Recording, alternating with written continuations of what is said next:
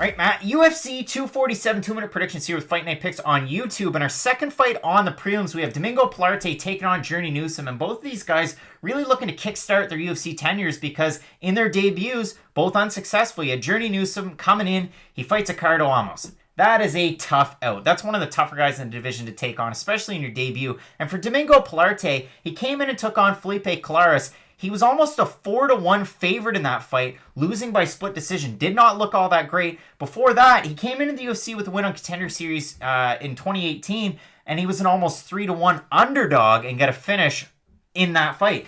Matt, this is a tough one to try and predict because it's the fear of the unknown. I mean, both guys, decent records. You look at Domingo Pilarte, huge advantage with height and with reach, and if he can bring everything together, you'd have to suspect that his striking can carry him. I mean, he's a southpaw. You're taking on an orthodox fighter, Journey Newson.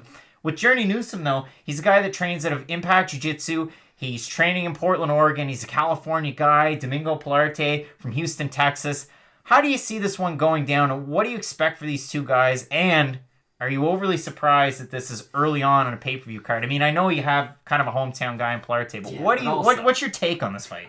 This is not a great card. I'm just going to say that now. We kind of alluded to it in our This Week in MMA show, and this just kind of supports our argument. Newson has to get on the inside. That's the problem, especially with a guy as big as Domingo. He's 6 feet tall, fighting at 135, which is just absurd how someone that tall can make that weight. Newson, though, we saw it in his last fight, really struggled at getting into range in the Ramos fight, and I feel like it's probably going to be a similar story going into this one. Domingo's good at staying behind his jab. Neither one of these guys are world beaters by any means. Like, I'm not expecting the most exciting fight, but I do feel like Pilate's going to be able to stick behind the jab, keep it at range, and sort of stay out of the bombs and Newson, but it's hard to get prediction, like you said, just with the unknown behind both guys, but I'll say Domingo Pilarte is going to win by decision. And Newsom, again, with the jiu-jitsu, could certainly take the fight to the ground. You have to always worry about a long, rangy guy once you get him on the ground, if you can get him into any sort of hole. But, Matt, as far as the odds are concerned, Pilarte right now, minus 135 favorite. Newsom, the underdog, plus 110.